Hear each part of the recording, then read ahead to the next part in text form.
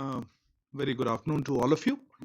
Thank you for joining us for this special media briefing on the occasion of the forthcoming visit of Honorable Prime Minister to the United States of America and Egypt that commences from tomorrow. To give us a sense of the visit, we have with us Foreign Secretary Sir Shivinay Quadri. Also joining us on the dais is Dr. Asif Saeed, Secretary CPV and OIA in the Ministry of External Affairs, as well as Dr. Pradeep Rajpurohit, Joint Secretary looking after West Asia and North Africa Division in the Ministry. Sir, may I hand over the floor to you? Thank you very much, and good afternoon to all of your friends for our presence here this afternoon for the special briefing of Honorable Prime Minister's upcoming visit to the United States and to the Arab Republic of Egypt. First, about the United States, Prime Minister is visiting US on 21st through 23rd of June at the invitation of His Excellency President Biden and the First Lady, Dr. Jill Biden. What I would do is give you a brief run overall structure of the program outline, try to sketch a bit of context, key elements which currently resonate in the relationship, and then go on to speak about very briefly about the program in Egypt. Firstly, this will be Prime Minister's first official state visit to the United States. PM has earlier visited US roughly 6 times, both in bilateral capacities as also for multilateral events. First, about the program. The first leg of his program in the US is in New York, which starts on the morning of the 21st with celebration of the International Day of Yoga at the UN headquarters in the morning of the 21st. You would recall that United Nations General Assembly had adopted a resolution proclaiming June 21st as the International Day of Yoga. While in New York, Honorable Prime Minister will also meet a cross-section of prominent personalities and leaders. From there, he departs for Washington on 21st itself, where his program for the Washington leg commences. On the first day of his arrival in Washington, D.C., on 21st, the first key engagement would be an event that is focused on skilling for future, which essentially would try to bring out the key complementarities and the objectives that both systems seek to promote and achieve in the field of skilling and capacity building. On the same day, on 21st, there will be a private engagement between President Biden and Prime Minister. On 22nd June, which is the second day of the program in Washington, that's the day of formal bilateral meetings, essentially would have 4 or 5 key components. The first component being the ceremonial welcome at the White House. Second component being a set of bilateral meetings between the two leaders as also the accompanying delegations. The third component is Honorable Prime Minister's scheduled address to the US Congress and the congressional reception thereafter. And the concluding component for June 22nd would be the ceremonial state dinner hosted by the Honorable President and the First Lady in honor of Prime Minister Shri Narendra Modi. The day 3 of the Washington leg, which is June 23rd, Prime Minister's program again would have 4 or 5 key components. The first being his interaction, one-to-one interaction with select CEOs spread throughout the day. Uh, Thereafter, Prime Minister will also be hosted by the US Vice President and Secretary of State Anthony Blinken at the State Luncheon, which is part of the official state visit. Prime Minister will then interact with prominent professional personalities as also leaders from cross-section of the society at an event at the Kennedy Center. Prime Minister's last engagement in Washington, D.C. will be an interaction with the community leaders immediately after the Kennedy Center event, whereafter the Prime Minister will depart for Egypt. In terms of substantive context of the US visit, if I could just take a minute to highlight some of the key components on which we will continue to speak to you in coming days as the visit unfolds and depending on Honorable Prime Minister's interaction day to day during his visit to the US. The first is a milestone in our relationship between the two countries. You heard Honorable External Affairs Minister say yesterday, it's a very significant visit, very important visit, a visit on which there is a genuine and widespread deep interest in the United States. Two, the visit is very rich in both form and in substance. Three key component would be the leadership connect during the visit between the two countries. Four, naturally, an important element of the visit will also be discussion on the bilateral relationships, the line of effort, the objectives that we set for ourselves in terms of looking at next series of transformative agenda items in years ahead.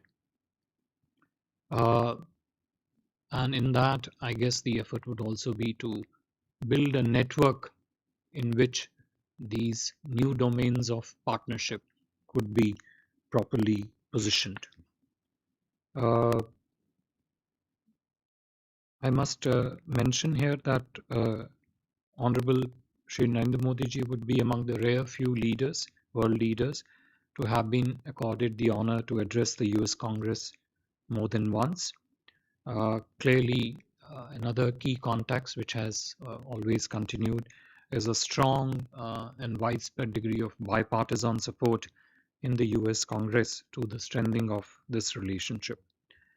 In terms of key elements of the relationship, many of which would feature very prominently during this visit. One, of course, as I said, is the political connect at the leadership level. High level of and very intense level of political exchanges has been one of the key features of our relationship. Just within this month, we have had 3 very high-profile visits from US to India, including of most recently, which is the National Security Advisor of the US, Jake Sullivan. Prior to that, Defense Secretary of the US, Excellency Lloyd Austin. And we also had the privilege of hosting Secretary of State Blinken earlier this year. The second key component which has been a very strong pillar of our relationship has been strong trade and investment partnership. Whether you look at the quantum of bilateral trade touching close to $200 billion or the strong flow of capital on both sides. 3, the technology component. And technology component interfaces with many other domains. So technology itself interfaces in the telecom area, in the space area, in the manufacturing domain. Also, a lot of it also as a triangulation of technology, manufacturing, and investment. A lot of this translates into that. Uh, Within the technology realm, the critical and emerging technologies has been the most recent area of focus, an area which presents itself with really very exciting opportunities for bilateral engagement in months and years ahead. The next key component, which will also be showcased prominently during the visit, is the bilateral defense cooperation. It has been a critical pillar of our engagement, and within that, a new element this year we expect this during this visit we expect is the progress on defense industrial cooperation roadmap, which essentially takes us on the path of how the defense industries on both sides can partner closely, both in not just in the field of co-production, co-development, but also do it in a manner that the supply chains on both sides in this field, the industrial ecosystem, broadly speaking, in the field of defense, could talk to each other, could cooperate with each other far more intensely.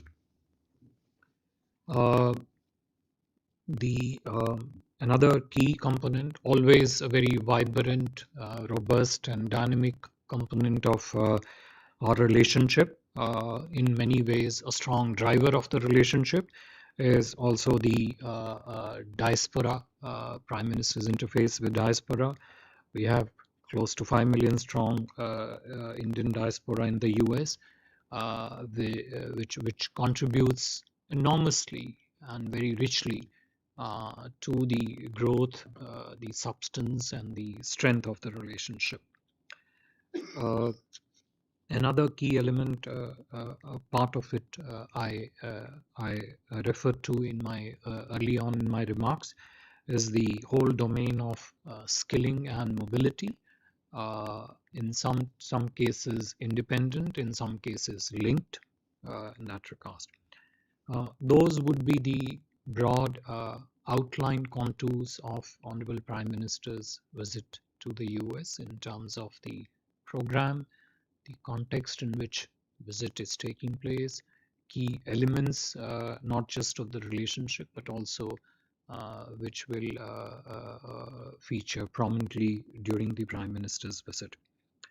Moving on to the second leg of Honorable Prime Minister's visit, uh, this would be to Egypt at the invitation of His Excellency Abdel Fattah el-Sisi, the President of Arab Republic of Egypt. The state visit to Egypt will be on June 24-25. It is worth mentioning here that this will be Honorable Prime Minister's first visit to Egypt, and I might also mention that this would be the first official bilateral visit of the Indian Prime Minister to Egypt since 1997. There have been visits in between, but they have mostly been for the multilateral or plurilateral events.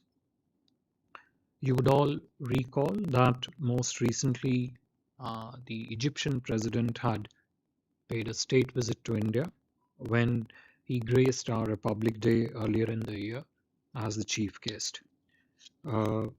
At this stage, Prime Minister is expected to reach Cairo in the afternoon of June 24th, where his first interaction will be with the India unit. This unit is a select unit of high-level ministers, which the Honorable President of Egypt had constituted after his return from India. I think it was in March sometime that it was constituted. So Prime Minister's first interaction will be with this unit. I must mention here that over the last several months since the visit of the President of Egypt, we have seen intense level of ministerial level political exchanges between the two countries. External Affairs Minister himself, Honorable Raksha Mantri ji, and Minister of Environment have traveled to Egypt. We have had similarly at least 3 to 4 ministers from the Egyptian government who have visited India. Even as we speak, a ministerial level delegation led by the chairperson of the Suez Canal Authority is in India. Clearly shows you the extent of very sharp focus that both India and Egypt are placing on strengthening all aspects of their relationship. After that interaction with the India unit, Prime Minister will have a interaction with the small Indian community that is there in Egypt, and will likely also meet some of the prominent personalities in Egypt. His next day will begin with a visit to Al Hakim Mosque. It is the 11th century mosque which was refurbished, renovated by the Bohra community, and the visit to Al Hakim Mosque will be followed by a visit to the Heliopolis War Grave Cemetery to pay tribute to the Indian soldiers who made their supreme sacrifice fighting for Egypt during the First World War. Prime Minister will have official engagement at the Presidency of Egypt, including bilateral talks with President of Egypt and signing of various MOUs and agreements on that day. Thereafter, Prime Minister would return to India. Just a brief few words on the key elements of substance. I just referred to the intense level of political exchanges. I must also add that most recently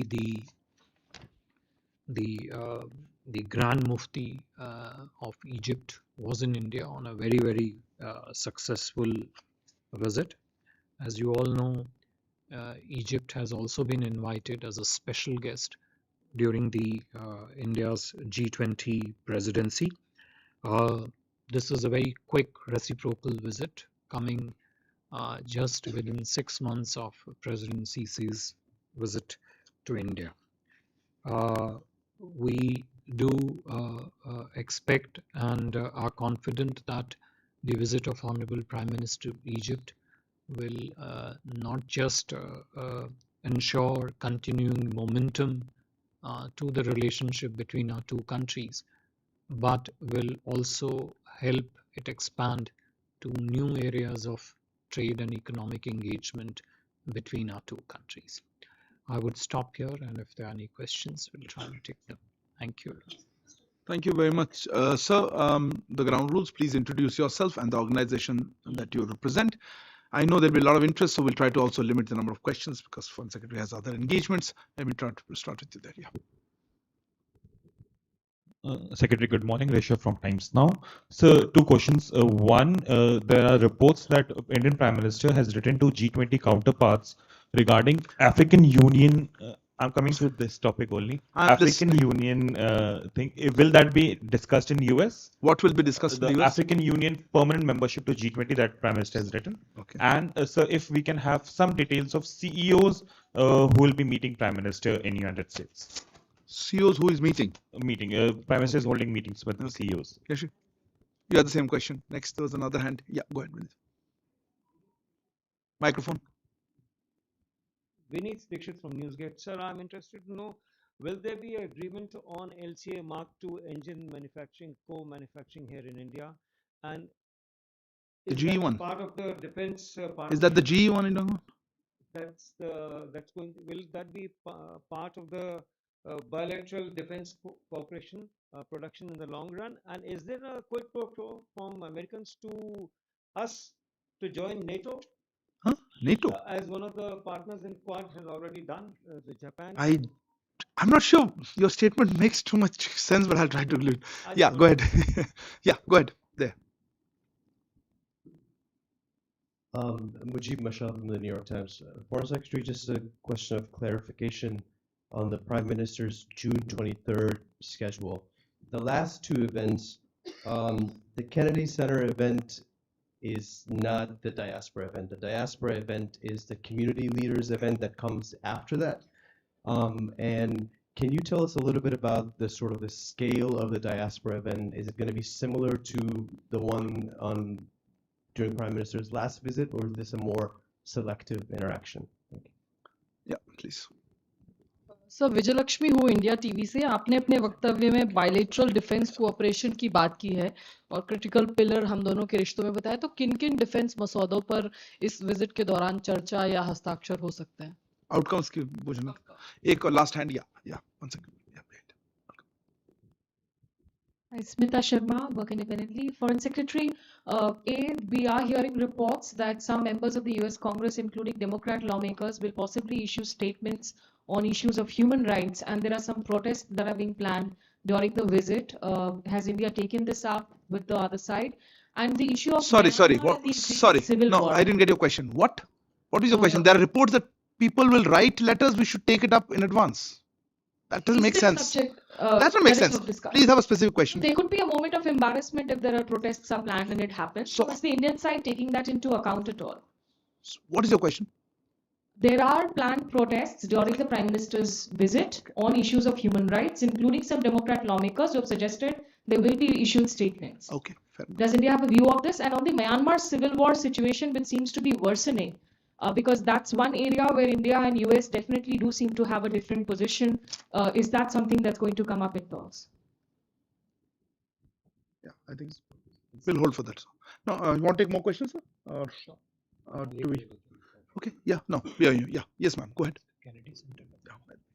Vedika Sood from CNN. My question is the Indian government hoping, or is the Prime Minister hoping to sign any weapon deals that might reduce India's reliance on Russian arms? Thank you. I'll come back on the next one. Thank you very much. Let me just bunch up the set of questions relating to defense. LCA Mark II, Raksha Sahyog, weapon deal, and put it in a context in which the defense relationship between India and US is placed. Look, if you look at the complete matrix of India-US defense engagement, defense partnership, you will find that it is very robust, it is very dynamic, it has all the significant elements that that make it so important. We conduct a large number of bilateral military exercises, both bilateral as also regional in nature. Our armed forces of the two countries have all kinds of staff-to-staff engagement that takes place between the two sides. India also is an important deployer of the US equipment and platforms. Some of it are used by India. We also have significantly an important objective and an effort and an ongoing component of it in terms of what the two defense and industrial system can do, which focuses on research, collaboration, and production opportunities and production cooperation, mainly also under the Prime Minister's Made in India campaign. So if you look at the defense partnership, and I mentioned it in my remarks, that the defense industrial production roadmap that the two countries have been discussing for some time, and which would hopefully be one of the very key outcomes during this visit, essentially focuses on all aspects of defense co-production, co-development. And what is important is it also talks about how the defense industrial ecosystems of the two countries could cooperate much better, how the supply lines in the field of the defense industries could also interface with each other much better. So uh, I don't think it would be appropriate to really single out individual elements and link it to a certain sort of predefined objective in that sense.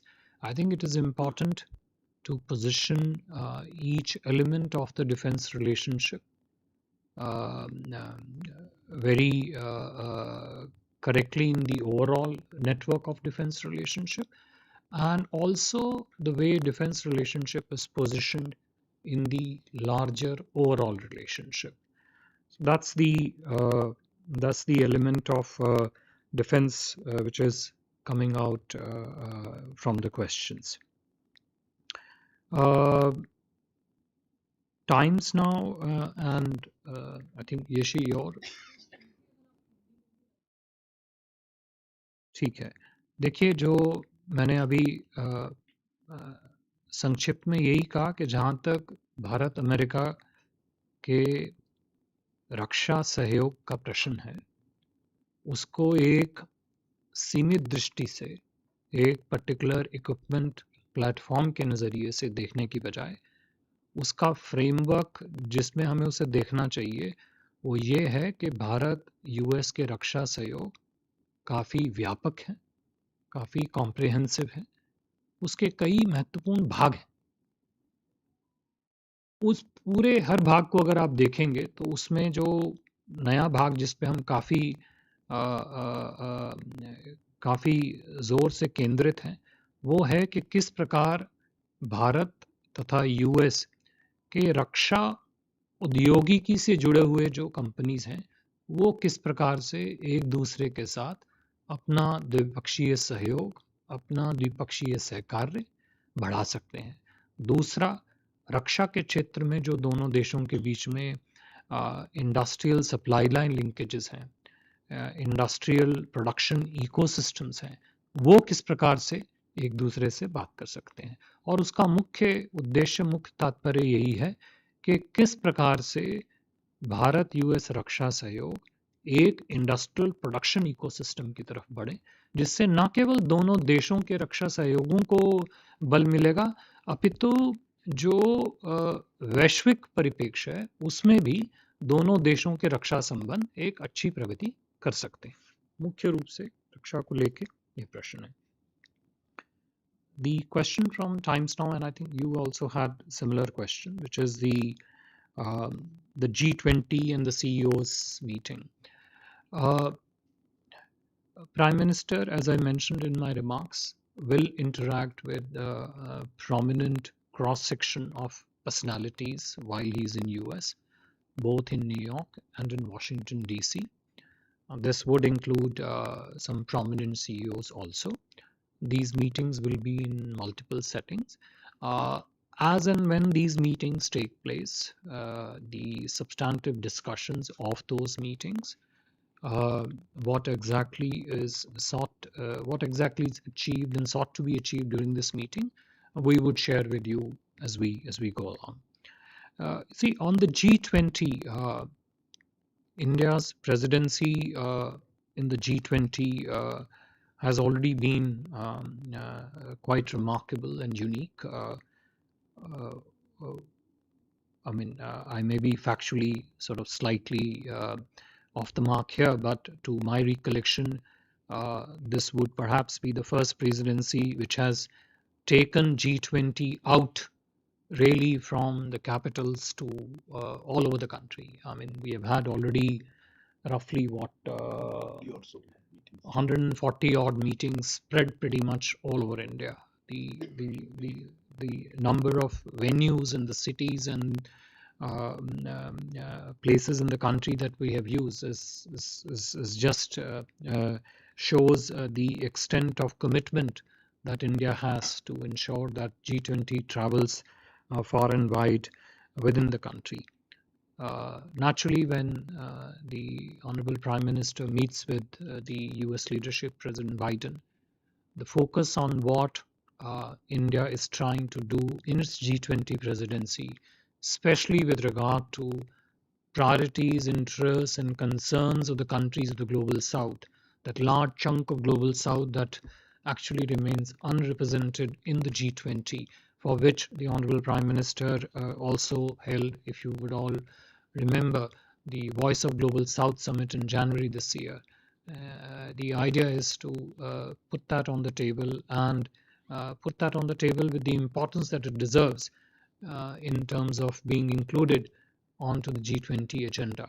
Naturally, in that, the interest of the African countries, which represents a large section of the Global South, are important, and they would feature in the honorable discussions between the Honorable Prime Minister and the President. The NATO, I guess. Yeah, I'll come to that. I think, Smita, if I could just come to your question on the U.S. Congress, planned protests, Myanmar, and the situation in Myanmar. Look, when Honorable Prime Minister travels abroad, all aspects of his visit, including those that pertain to safety, security, and other administrative arrangements, are made duly by the appropriate agencies, and I'm sure they will do, what is required to be done. We don't comment on those aspects of the arrangements of the Honorable Prime Minister. You talked about, you referred to some planned communications that, according to your information, might come. I would position this slightly differently. I would say that we look at this visit from a very different frame of reference. I mentioned in my remarks that we sense deep and widespread positive interest in the US on the visit. We are aware, evidence-based, aware of the positive things we have done in the relationship. 3, we are determined and targeted to move to the new domains of strategic partnership, which are crucial not just for partnership between our two societies, two countries, two systems, but which would also be net positive contributors to the developments in the world. 5, the extent of enthusiasm across the various cross sections of the US system is palpable. I don't write the media news, you guys write. You can well see that spread over the pages of the media for yourself and determine what is the frame of reference in which the two systems are looking at the relationship. So we look at the relationship from that frame, not from any other frame. The Myanmar question. I really cannot, it's not correct for me to prejudge what the two leaders will speak in their discussions, but it would be natural to expect that the regional and the global situation will come up for discussion. During that, as I said again, it is not correct for us to frame the agenda of discussions between the two leaders in that sense. But on Myanmar, I think our position has always been very clear. and the US side appreciates that position. Let's not forget that we have a large border with Myanmar. Uh, uh, Myanmar is our neighbor. The kind of framework in which we deal with our relationship in Myanmar is very different. We have continued with our extensive humanitarian assistance and development cooperation with Myanmar, um, even during the times that Myanmar was troubled, so to speak. So from our perspective, our position on Myanmar has always been very clear. We being a neighbor, we always try, we wish, and we make an effort in that direction that the country remains peaceful and stable. But Myanmar is our neighbor, and we, as a result, have continued with our, as I said, humanitarian assistance, development partnership, capacity building programs, etc., with Myanmar. The event at the Kennedy Center is organized and supported by many organizations. It includes a cross section of associations in the US that are working to ensure that the Kennedy Center event is successful. To my understanding, that particular event would include business leaders from across the different sections of the society, young entrepreneurs. That's an important segment of our partnership. Think tank members from across the United States, the young Indian Americans, Indian American leaders. So it's a more cross section of the participants that would be in that Kennedy Center event. Reagan Center event, which you refer to, is organized by the community. Let me just add a word which I had a chance to share with some of the friends from the media that and I mentioned it in my remarks. The Indian community, Indian diaspora in the United States, is really one of the strongest anchors of the relationship, if you were to say, and also drives it, gives it that crucial positive substance and momentum, the relationship. And as a result, you would have noticed that Honorable Prime Minister have always given it top importance to interface with the community leaders. The settings have kept changing. The parts of the US have kept changing. But the enthusiasm, the energy, the dynamism of the community is something which is very dear and is a top priority for the Honorable Prime Minister, and he makes it a point to connect with that critical segment of our relationship, which is what he would do at the Reagan Center also. On the NATO question, which was kind of, I think our External Affairs Minister has already sort of clarified our position on this, and I think he has said this is not a template that suits us, so I don't want to add anything more to that. Do you have any other? Thank you, sir. On this? Kallol, one second, I'll come back to. So, Kallol Bhattacharya from the Hindu. My question is regarding the Global South.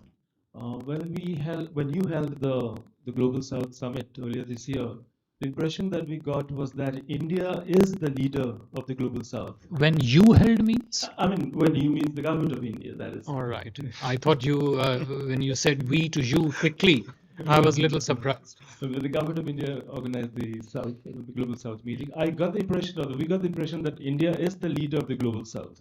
Now that you are pitching for the leadership and the inclusion of the African Union in G20 and also saying that the Global South is not represented at G20, are you indicating that you don't want to shoulder the responsibility of the Global South and that you want to divide the responsibility of leading the Global South with other members of the Okay, Global okay, South? hold on. Sorry, I normally don't interrupt a question, but this one sounds more towards a thesis question. It has to be specific to Prime Minister's visit to the US. Maybe we'll have one response indirectly, but I'm not sure what you meant. I couldn't understand it. Parikshit. So on the Sir Parikshit from CNBC. On the question of critical and emerging technologies, there's been some very intense negotiations between India and US on semiconductors. Even the US NSA had said that there will be a big announcement on chips. So could you give us a sense of one? Pause. US NSA said that, asking us, you're not asking him. No, I just Which wanted way to is this ask- conversation I going? wanted to ask if there is a private sector investment that will be announced, and if there is a collaboration between India and US on semiconductors between the industry and government, what will that entail, sir? Okay. Abhishek. So Abhishek Kapoor from Republic TV. US NSA, in fact, in Tokyo mentioned that in some ways the India-US relationship is now more important than the US-China relationship. A week before that, we had Kurt Campbell, advisor on Indo-Pacific, saying that the India-US relationship is going to take an escape velocity. What kind of orbit we are looking at? I just wanted to understand the New Delhi view, these kind of words coming in from the US establishment, really the red carpet. How does India see the trajectory going? Is there a 10-year plan, 20-year plan? Neeraj. No. Sir Neeraj हूँ news 18 India से प्रधानमंत्री के दौरे के दौरान अमेरिकी राष्ट्रपति से चीन और पाकिस्तान के संदर्भ में किन किन मसलों पे चर्चा होगी बहुत general question. Anyway, ठीक है. Srinjoy, all the time, I had a question, but anyway, I'll give you Srinjoy.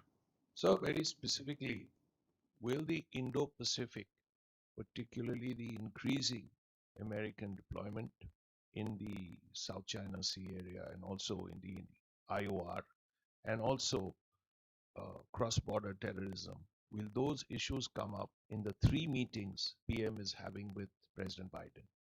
Last question of this round, I think behind you. Yeah, John, FT. Yeah, thank you for the briefing. I'm not sure I'm going to get anywhere with this, but if it was possible to get the names of some of the companies whose CEOs the Prime Minister will be meeting with, that would be amazing. I think, Foreign Secretary answered that question. No, we'll share that with you closer to the date. It's still a few days ago, but I'll let Foreign Secretary answer. So, can I hand over the Thank you. First of all, to the question from Kalol, I think we organized, there is no you or me in this, we organized, Prime Minister hosted the Voice of Global South Summit. Look, I'll just repeat what Arindam said. I mentioned about the Global South in the G20 context, and what I said was that the priorities, concerns, and interests of the Global South,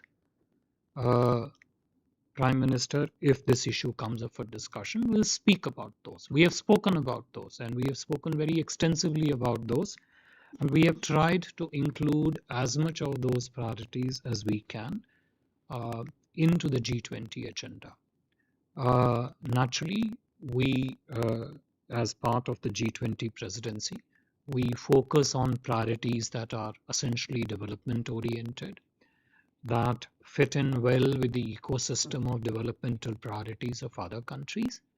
But having said that, we do realize that countries of the Global South have their individual concerns, interests, and priorities, and it is only fair to include at least those priorities, interests, and concerns where membership may not be represented in the G20 setting.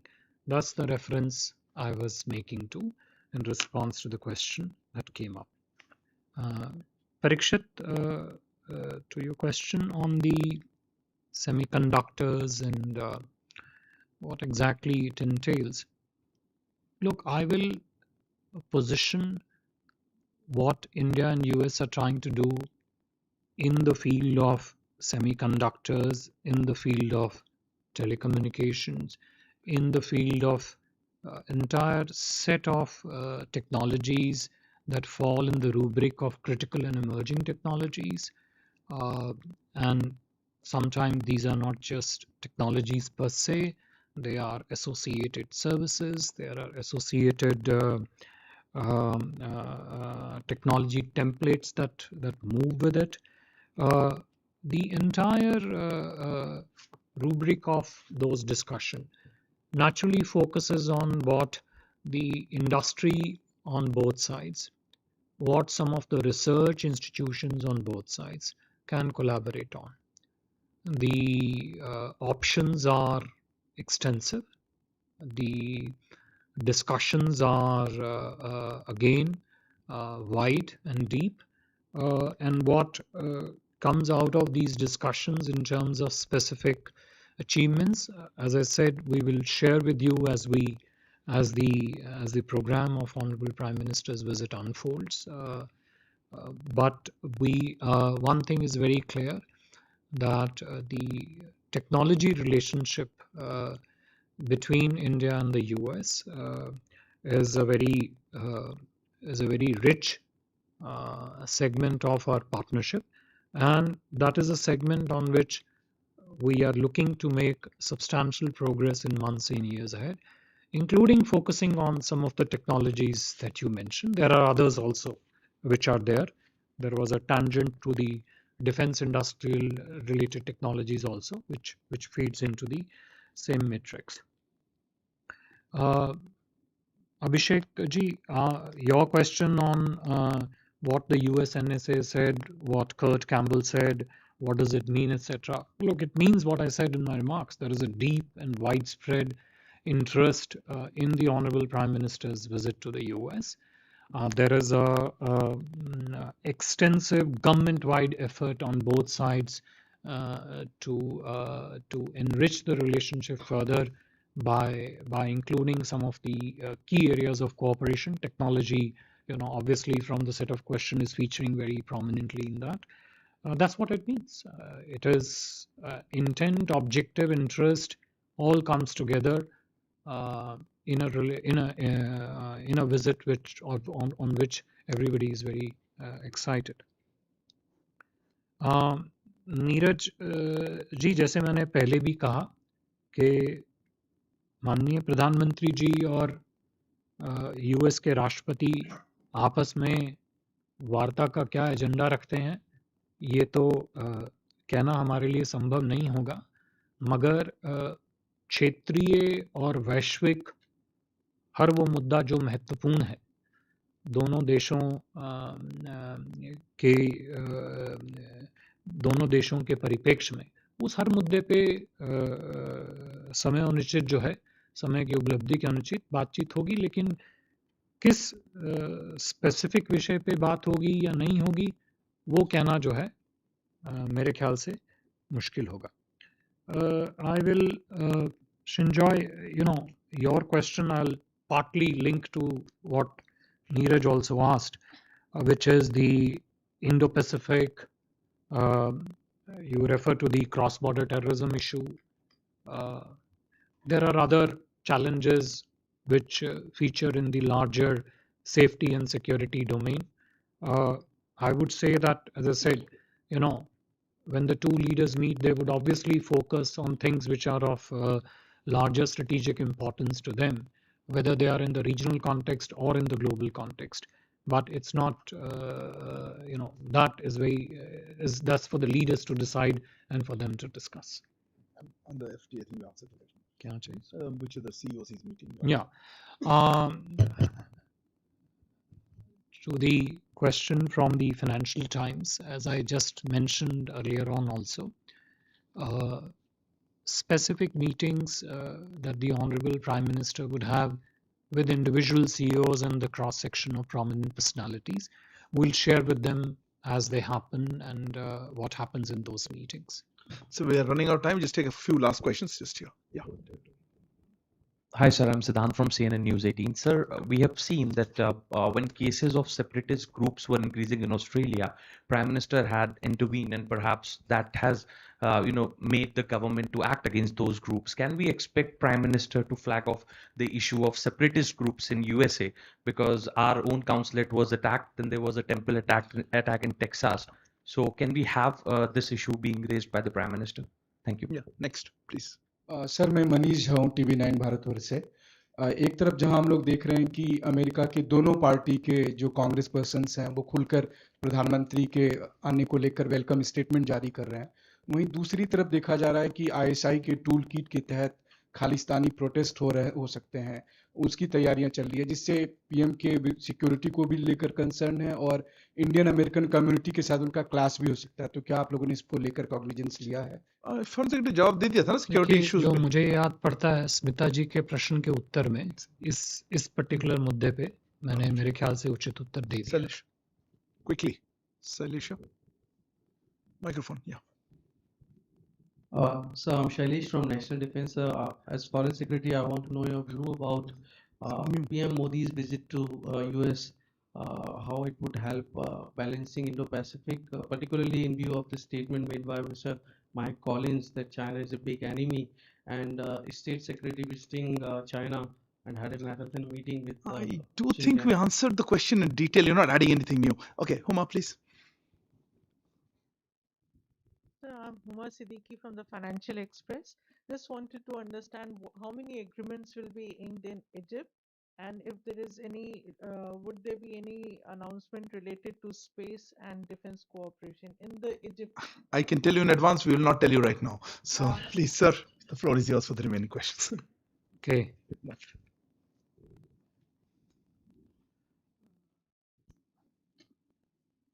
Now to your question on the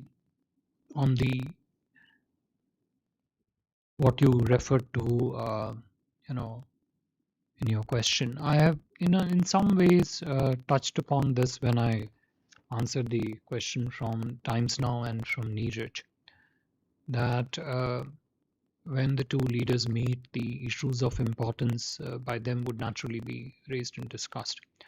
Now, on the particular question of attack on temples, attack on the Indian consulate,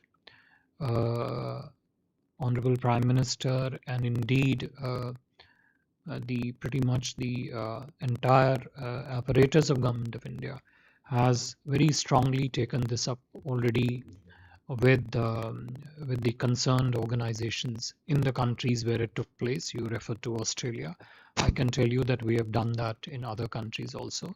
But I think the larger nature of challenge that underwrites such manifestations, I think that's a question which the two leaders, which will probably be among the things on the topmost minds of the two leaders. But what two leaders discuss, I think I would leave it to them. But the underlying intent and the goal of such attacks is something which on which we are concerned, and we've shared those concerns very actively and very completely with the organizations of those countries which are involved.